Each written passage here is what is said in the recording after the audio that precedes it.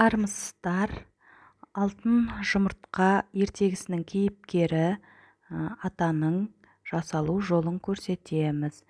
Алдымен лекаланы қағазға сызып аламыз, қиып оны фетраға басып шығамыз. Кейін ең бірінші басы мен денесін тігіп аламыз. Шалбарын тігеміз кейін.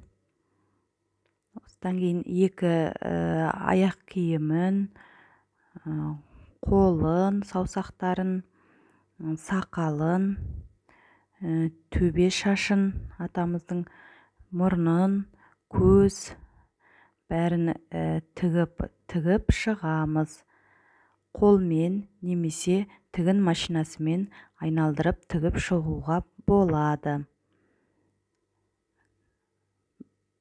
Міне осындай атамыз шықты.